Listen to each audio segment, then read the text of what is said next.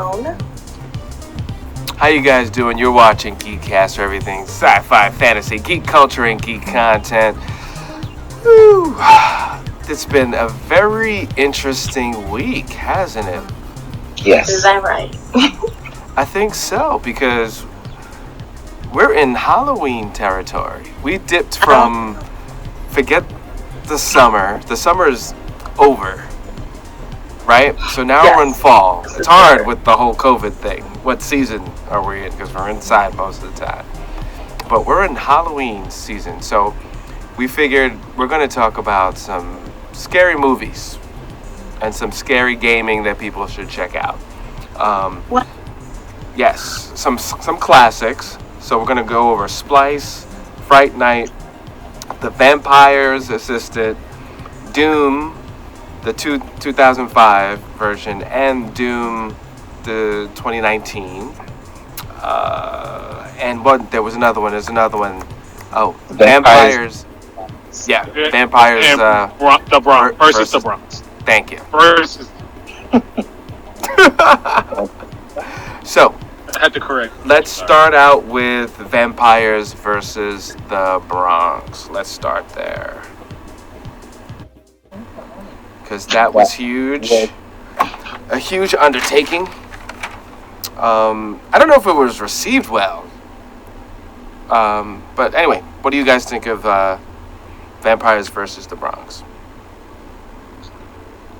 I think people liked it. It was a big homage to all the 80s scary movies because you could see like the fake flying and the levitation. Mm-hmm. It was a great movie.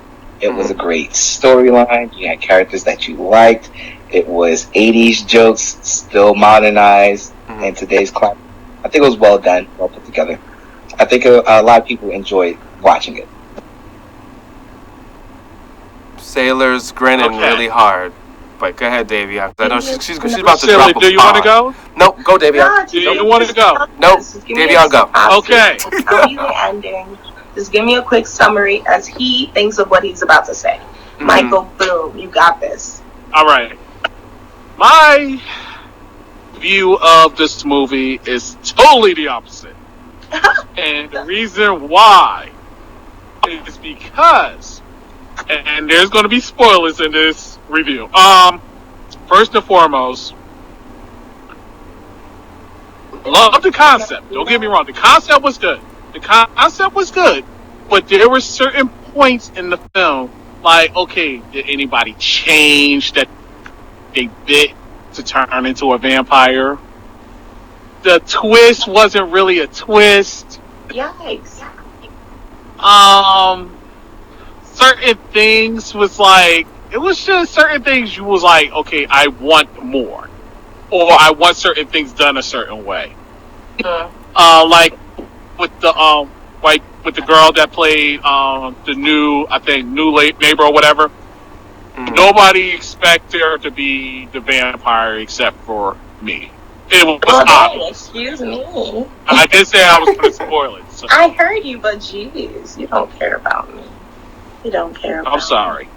I do. But anyway, I just felt as though it was a little disappointing, but there is room for hope, like elevation for a sequel. There is room for it to be a sequel, but it depends on how they do it or execute it.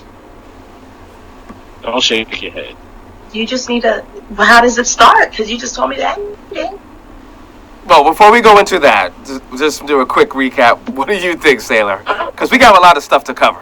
So, what do you think of it? Did you sound fake? No, I said, what do you think of Vampires versus the Bronx? What is your quick take, and then we can dive in. My quick take on it is one person thinks it's good and the other person thinks it's bad. And since I like surface stuff, I'm probably going to enjoy it. Oh, so you didn't see it at all? No, I haven't seen any of these movies except Splice. Because I thought all that I thought all that grinning was you were going to go in. All right, so Vampires versus the Bronx. Osmani Rodriguez is the director, and he also was the writer. Lauren Michaels, the producer. We all know Lauren Michaels, producer of Saturday Night Live for years. So this is why we got a lot of Saturday Night Live people baked in. So we got the Kid Metro, we got Chris Red from Saturday Night Live. Who else was there? There's a couple people from Saturday Night Live. Let me see. Was it just like a reunion? It wasn't a reunion, but again, when the executive producer can kind of pull. I mean, he had Method Man on there. Yeah. Y'all, I don't even know what happened, but he is so fine right now. So overall, she ain't like as Sailor starts screaming over Method Man. It was really good, but there were a lot of issues, and then there was really bad. So for me, in short, it was right in the middle. You know, it had such pluses because of it used gentrification. So the vampires were really a metaphor for gentrification, and I thought that was brilliant. I don't know if that's ever been done before. I got to do more research for blaxploitation because you never know. But there was, like Dayveonne was saying, it's like, well, what happened to the people? They just kind of, they drew out some of the character development, and they really shortened some other characters that I felt that should have been developed more. So now, jumping in, would you guys recommend this? Where would you put some Band-Aids on the script? Are we doing how many G's? Are we giving it? That's not a 5. Yeah, we could cut straight to that and move on to another topic. Sure. What? How many G's you want to give it? For me, I give it 8 out of 10 G's. If we're doing a scale of 10, okay. Scale of 5, I would give it a 4 out of G's. It's an enjoyable movie. Zoe Saldana had a nice little cameo. A lot of the storyline actually does make sense. It plays on a lot of tropes. It explains a lot of vampire lore and not going into like the falsehoods of Hollywood. So in that direction, it was pretty good. It was very enjoyable to watch. You will not be disappointed.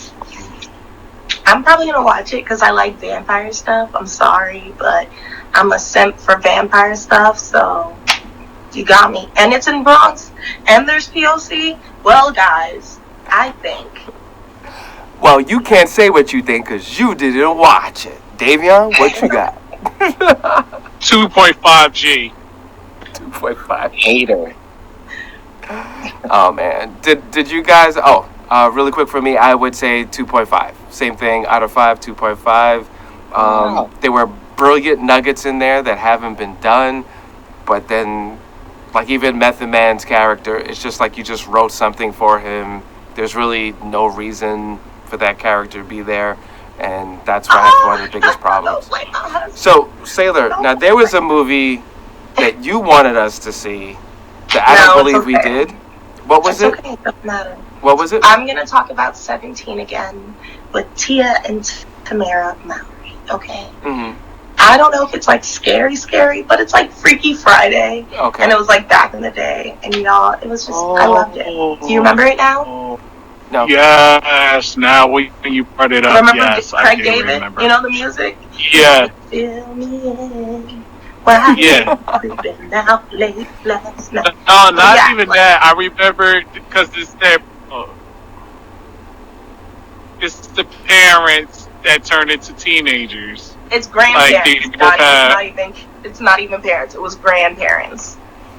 It was the grandparents, right. Do you remember? But did they turn into teen? I do remember it a little bit. Well, in short, why should we see this? Because obviously so we pretty didn't. much, Yeah. I thought it reminds me of like Smart Guy, and of course, you know, Sister. Mm-hmm. And it put a non-normal, stereotypical people in a Freaky Friday situation, and it was a struggle bus. I'm not gonna lie, and I'm like, dang, are these grandparents gonna cheat? You know, they're wilding in high school, right? And while the other kids are trying to be adults and raise people, so I don't know, I liked it. Excuse me. Jeez. Okay. Corey's sitting here like, I'm never watching that. What? I will watch it, but I haven't watched it yet. No, look at him. Corey literally sitting here like. I'm actually looking at the comments, making sure people don't say something. So I was just gonna shout them out. Oh, okay. All right, let's move on to Vampire's Assistant. I didn't even know I saw that movie. You kept saying Vampire's Assistant, and I was like, what are you talking about? What are we talking about? But I did see it. You got to be in the mood for this one. And basically, two kids come across some sort of vaudeville circus thing. One of them steals something from a vampire. The other friend gets bit. The friend that stole the thing, I don't want to give it away because it's like the whole movie if you do that. And he wants to save his friend's life. So he becomes a vampire to save his friend's life. So, it's not that exciting. Because, if you're just watching the movie and you didn't read the books, then you wouldn't really understand the character. He always wanted to be a vampire assistant. He knew a lot about vampires. He loved vampires. And then they figured out, oh, vampires are real. I can actually become a vampire's assistant. And he goes on this whole journey of actually becoming a vampire's assistant. And there's a huge cast. John C. Reilly, Selma Hayek, Orlando Bloom is in there. The guy who played Peter from Hunger Games, I can't think of his name. It's a real star-studded cast. And it's just a heartwarming story that was turned from a book into a movie. So, when did this come out? 2009, like a long time ago. I feel like I watched the beginning of it, but I didn't continue. What's the setting and theme? Because if it reminded me of like, is it Lord of the Rings type of thing? Guilds? Is it? I would say it's more along like the Hocus Pocus kind of storyline where it's just a setting and it's not really Halloween, but you're following a traveling circus and you realize like, oh, there's magical powers, there's I remember the traveling circus. I'm like, okay, I just don't know if I finished it. It goes oh my god! I watched it and I liked it and I don't remember that much, but dang y'all, that was an old movie and like all the circus people. Once you watch it, you're like, oh yeah, I did see this movie. It was great. I did enjoy it. Or if you didn't finish it, you're like, oh, I wanted to finish it. No, I think I finished it. Yeah. It was. I was thinking about something else. I was thinking like Nicolas Cage. Do you guys remember that movie? What's that called? The one with Nicolas Cage in it. Ghost Rider. Doesn't have a vampire movie. It's not him. Yeah, I think I know what you're talking about because I do remember a movie that Nicolas Cage played the vampire. I don't remember. Surprise. Thanks, Mel. I know you watched it. People who have watched 17 again. But yeah, that was a good movie. But what is this Nicolas Cage? I swear there's a Nicolas Cage vampire movie. We'll circle back. What's next, Michael? Okay. Alrighty, so Vampire Assistant, because of those little people things and how great those were, and those could have been utilized a lot more, but those were great. The acting was really good in that film. Mm-hmm. And it was consistent. So, I don't know, out of 5, I would say 3.5. Nah, 3. 3 out of 5. Quick question. What would you give it, Carl? Wait, before you go to the question, what would you give it?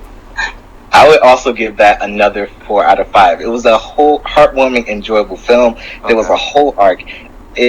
Once you got to the end, you're like, oh, when is it going to be like the books and we're going to get a sequel? It never got a sequel. It was a one-off movie. To this day, people are still looking for a sequel or for it to be rebooted because it was that beloved. But yeah, 4 out of 5. Sailor, what would you give it 4 out of 5?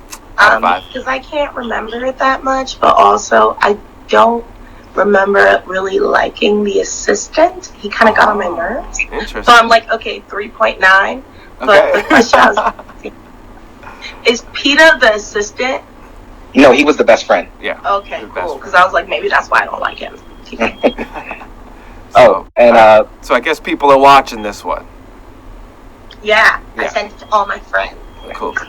Real quick, Mark gave us the Nicolas Cage movie. It's Vampire's Kiss. When I tell you, Mark, thank you. That's good why one, Mark. That's why you're here. That's why you're here. But yeah, I thought that was Vampire's Assistant, and I was like, that movie was just so dreary. And it's kind of weird. I didn't plan it this way, but we're kind of going back, which is interesting. All these movies tend to, as far as years. Let's talk about Doom, because people argue about which Doom was best. They argue about should they even have made it. And if they're going to do it, you had to do it right. It gave no justice to the game. And a lot of people don't realize there's more than one Doom. There's a 2005 and there's a 2019. Did everyone see this one? I definitely didn't. Yes, I saw both. Doom in my life. What about the game? Are you aware of the game? What I tell you I was doing Twitch for? Tell me again. What I tell you I was doing Twitch for? Oh, by the way, everybody check out Sailor's Twitch. What is your Twitch? Quantum Fate. I'll read it to you later. I'll type it out, guys. I'm sorry. Cool. So everybody check out. So she's starting a Twitch. This is a new Twitch. So you got to support. I already have it. I'm just starting to stream. Okay, she's starting to stream. Okay. Yay. So check that out. All right. So Doom. Watch the struggle playing Among Us. Interesting enough, I just started watching Corey the version with The Rock in it. Yep, 2005. And I couldn't do it, man. I was like, this just seems like every other alien type on a ship movie. I unplugged. But I did see the whole thing of the other version of Doom, which is the 2019 version, and I got through it. See, I didn't get through that one, but the Rock version, it was at a time where people were making these game to movies. Like, we had Mortal Kombat. Doom was another big one for people who actually played the game on PC.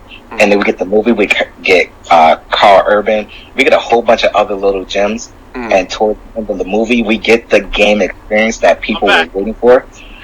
Some people liked it, some people didn't. I enjoyed it. I didn't see the 2019 version yet, but I will. Okay. He's like, look, guys, look what I got. He's like, look, y'all, look. Yeah, been playing it for. Launched part by Doom and Doom Eternal. You know, the Rock version, the script was so bad. That's what got me the worst. Apparently, the game studio distanced themselves from the 2019 version. Interesting. Yeah. We're talking about Doom. Wow. Yeah, I agree. The Rock version is at least there, but at least there was a twist because everyone assumed The Rock was the Marine. I don't know what's going on, but you and Mark got this conversation together. Wow. Okay. Mark knows what's I'm going to say it like this. The first Doom that came out with The Rock and Carl Urban, it was, don't get me wrong, the only thing that saved that movie was the first person shooting scene. That's the only thing that saved that film. Right. Script-wise, yes, it was horrible. It could have been done way better than what it was. Preach. It felt like they were utilizing Doom 3 from the Xbox story into this. It just kind of manipulated all details from the original concept of Doom. Now we're going to go to 2019. The only issue I had with 2019, they made the whole movie confusing. Because originally they were supposed to go, for anybody that's on different sides, Doom guy wind up being Doom girl. So, that's for spoilers. But the way they did it was really interesting. So don't get me wrong, 2019 was better than The Rock and Carl Urban. It's just the fact that it was just a twist to the point of how they utilized Doom guy or Doom soldier, however you want to put it.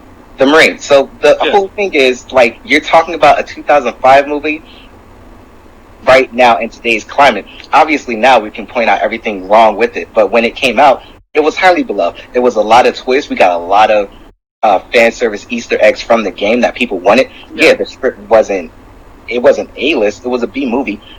It's a B movie game because it wasn't a popular film. Now, was it the script or was the acting just terrible?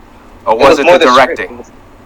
I think for that time, like if we look at it now, yes, all that was included. But at that time, when it first came out, it was still it was good enough. It was like they were still playing parallels to the game. What would this be like in real life?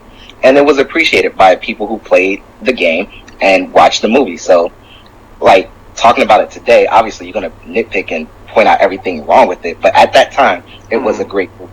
Well, people were just so happy that they made something, off the game. But it was, yeah. So anyway, what's our score? What's our score? So we can move on to. What are you thinking? Okay. 3 out of 5. 3 out of 5 for Doom. For 2005, I have not seen Doom 2019. Okay. All right. For the Rock Doom, I would say a 3. For the 2019, I would say a 4. Interesting. I'd give it a 2. And the Rock version and the one after that, 2.5. Yeah. So in the comments, they said the 2005 Doom has been in development hell for years. Melly said, I used to play the old school Doom game, and the monsters used to freak me out. I remember there was a level I could never beat. Right. I know what level, because a lot of people hated that level. You got to one part of Doom, and it was like, that was it. It was like you couldn't progress any further. Mm. Yeah, I remember that, and I found a way.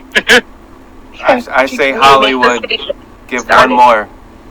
Just give us one more and do it right. But if you're that afraid, then just let it go. But I think they're gonna do another one.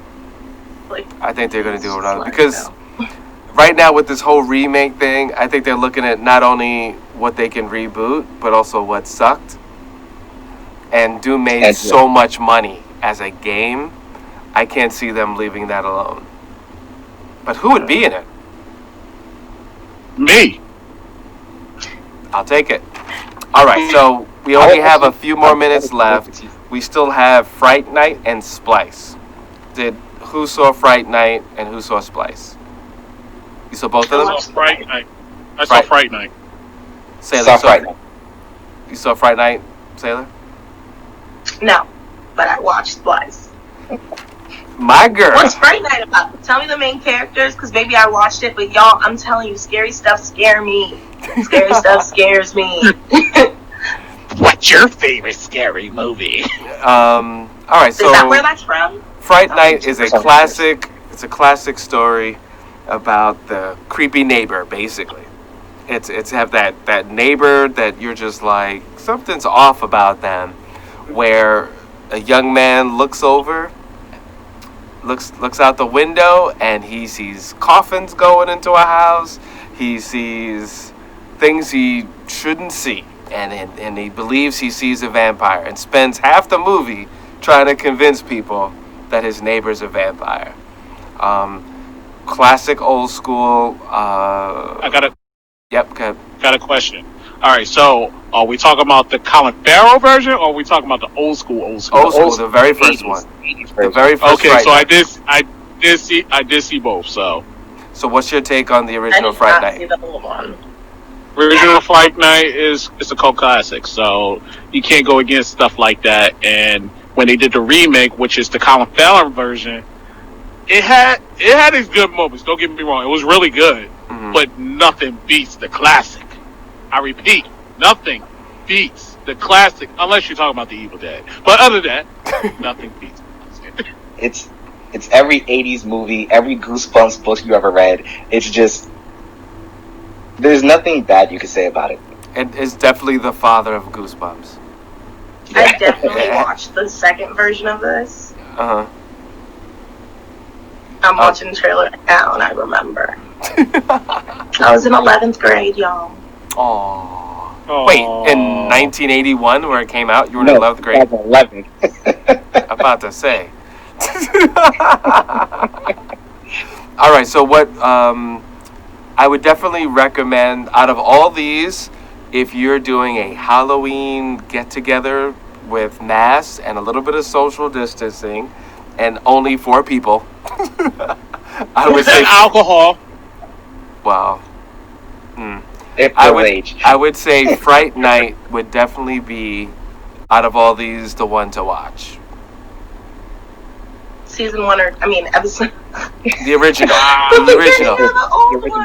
The original. Old one or the new one. So I'm so of these, sorry, I would give Fright Night 4 out of 5.